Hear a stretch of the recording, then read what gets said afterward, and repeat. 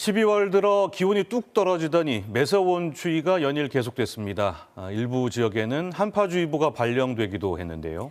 네, 우리보다 겨울이 긴 북한은 벌써 영하 20도로 내려간 지역도 있다고 합니다. 대설을 앞두고 월동 준비에 만전을 기하는 모습인데요. 그런데 석탄값이 워낙 비싸서 북한에선 난방 연료 구하기가 쉽지 않다고 합니다.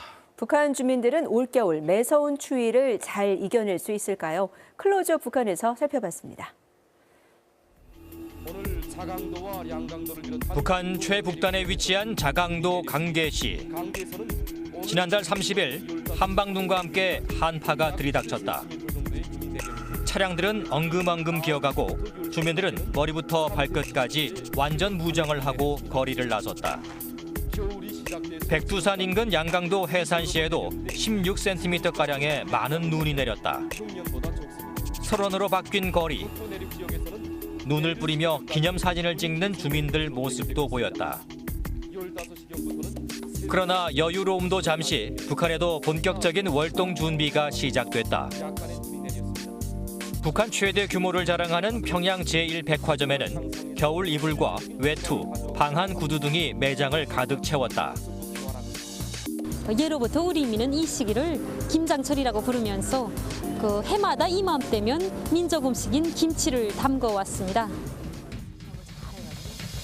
조선중앙TV는 김장 풍습과 현대화된 김치 공장을 두루 소개하며 겨울철 저장 음식을 마련하라고 독려했다. 남한보다 겨울이 길고 추운 북한에서 김장은 그야말로 반년 식량이다.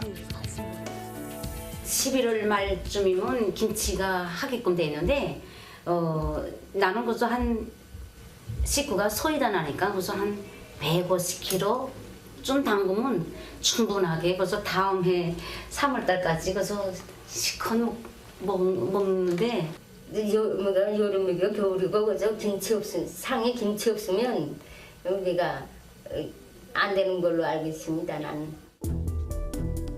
겨울이 되면 북한 주민들의 가장 큰 걱정거리는 난방 연료다. 월동 준비는 우선 첫 번째로 석탄하고 그리고 김장이겠죠. 석탄을 내가 겨울에 몇 월 달부터 떼기 시작한다 계획해가지고 내가 하루에 뭐 구멍탄 석 대씩 사용한다, 뭐 5대씩 사용한다 이렇게 계산해가지고 그 개수를 맞춰놓고 있으면 편한데요. 마치 그렇게 하고 좀 따뜻하게 하게 되면 좀 많이 걱정이 되죠. 북한에서 가장 많이 쓰이는 난방 연료는 석탄이다. 북한 주민들은 우리의 연탄과 비슷한 구멍탄을 개별 난방 연료로 사용하고 있는데 부엌에 마련된 아궁이에 구멍탄을 피워 방바닥을 덮이고 음식도 조리한다. 북한의 영화나 드라마에도 겨울철 구멍탄을 배급받아 가는 장면이 나온다. 구멍탄이 남나요? 탄 받으러 왔냐? 네, 시간이 지났다고 주질 않았어. 그래? 그럼 요래도 가져가야지. 고마워요. 고맙긴 뭘. 저 표지는 여기 있어요. 아이고 이롭다. 문제는 이런 구멍탄도 공급이 충분치 않다는 사실이다. 배급은 끊어진 지 오래됐고 석탄 가격이 워낙 비싸기 때문에 경제 사정이 어려운 지방에선 구멍탄 구입을 엄두조차 내지 못한다.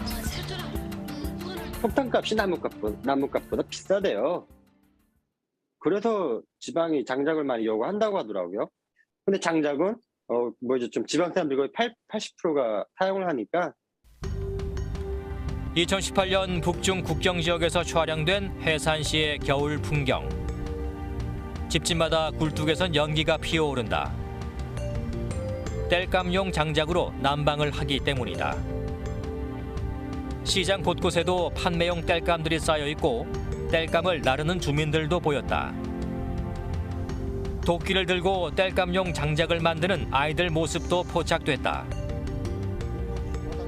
지난 7월 북한이 유엔에 제출한 자발적 국가 검토 보고서는 도시 주민들은 석탄을, 지방 주민들은 나무 장작과 농업 부산물을 취사와 난방에 사용한다고 밝혔다. 2017년 유엔 안보리는 대북 제재 결의에 따라 북한의 석탄 수출을 전면 금지시켰다. 수출용 석탄을 내수용으로 돌리면서 한때 가격이 하락하기도 했다. 하지만 생산 설비가 낙후되고 전기까지 부족해 석탄 생산량은 줄고 가격은 치솟았다. 한국에 대한 수출이 끊어지면서 이 설비에 대한 유지 보수, 그러니까 부품들이 안 들어온 거죠. 석탄이 가격이 낮은 게 아니라 오히려 평시로 높게 형성되는 그런 기현상이 벌어지고 있어요. 최근엔 북한 당국이 산림 보호를 강조하면서 땔감마저 구하지 못한 주민들이 늘고 있는 것으로 알려졌다. 나무를 벌채하거나 만일 이렇게 되면 잘못되면 산림보호법에 위반이 돼서 아주 강력한 처벌을 받거든요. 그러니까 나무를 연료로 사용하는 농촌의 경우에도 지금 어려움에 봉착해 있고. 북한은 난방 연료 부족을 해결하기 위해 대체 에너지 개발에 공을 들여왔다. 대표적인 것이 태양열 에너지다. 공장과 기업소는 물론 가정에까지 태양열 전지판을 달게 해 전기 부족과 난방 문제를 해결하겠다는 의지였다. 평양 만경대 구역에 위치한 주택단지. 이곳은 지붕마다 태양열 전지판과 함께 물 가열기라는 장치가 달려있다. 태양열로 물을 가열하고 저장하는 방식인데 주민들은 난방은 물론 온수도 수시로 사용할 수 있다면서 만족감을 드러냈다. 끓이지 않고 연료를 따로 소비 안 하고 이거 더운 물로 그저 국수에 먹고 또 바쁜 농사철에도 그저 점심에도 인차 들어와서 그저 그걸로 그저 또 해 먹고 그저 일 갔다 와서도 그저 수시로 다 모욕도 하지 하니까 저절로 다 깨끗해집니다. 우리 집에서는 지금 3년째 태양열 물갈기를 사용하고 있습니다. 특히 겨울에 난방도 보장하고 더운 물로 부어기를 하니 얼마나 좋은지 모르겠습니다. 2017년 완공된 평양 여명거리의 주상복합 아파트도 태양열 에너지 시설을 갖춘 것으로 알려져 있다. 하루에 해가 많이 비칠 때는 18kg까지도 생산이 됩니다. 그러나 북한 매체의 선전과는 달리 태양열만으로 겨울철 난방을 해결하기란 쉽지 않다고 한다. 또 뭐 더운 물 70% 뭐 뽑게 되게 되면 또 그 가열 그 채우고 100% 또 채우고 그 가열하는 데까지 또 시간이 걸려가지고 많이 사용은 안 해요. 겨울에 다 찬물 사용하죠. 뭐 아니면 물을 이렇게 아침에 밥하기 전에 더운 물 막 쿵가마에다가 막 끓여서 더운 물을 사용하던가요. 최근 김정은 위원장이 방문했던 삼지연 씨 주택지구. 북한 매체들은 이곳 삼지연 씨의 가정집들을 소개하며 난방 시설을 선전하고 있다. 장모님의 고향인 이 삼지연 씨의 인민의 리상이 어떻게 현실로 꼽혀놨는가를 우리 이제 화면에 담아보겠습니다. 삼지연의 한 가정집을 방문한 리포터는 가장 먼저 집의 온기부터 확인한다.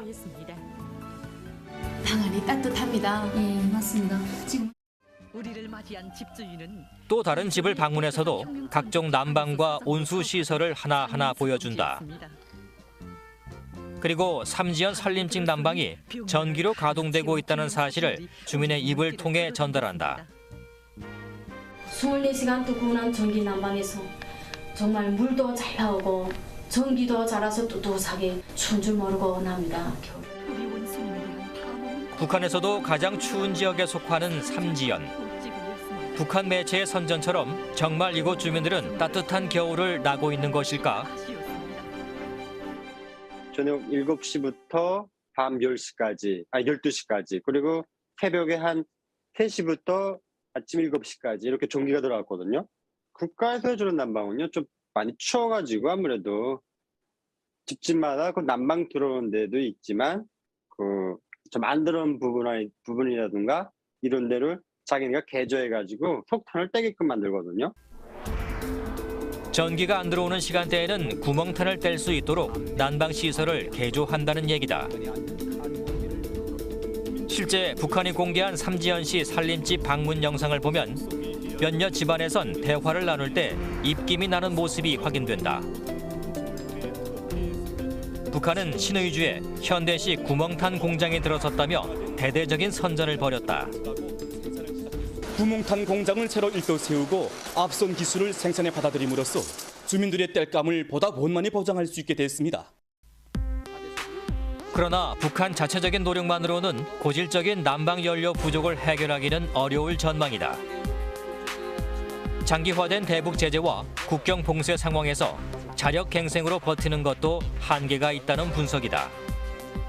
일부 지역의 경우에는 주민들 5명 중에 1명 정도가 아예 난방을 못하고 있는 상황이랍니다. 이 작황이 나쁘고, 그다음에 시장 경제가 위축됐고, 그다음에 구매력이 떨어지고, 이것만 보더라도 사실은 올해 북한 인민들의 겨울은 아주 춥고 배고플 가능성이 높아요.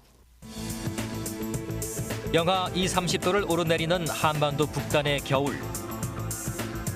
중국 이외에 거의 외부 수혈이 없는 상황에서 북한 주민들은 그 어느 해보다 혹독한 겨울을 버텨야 할 것으로 예상된다.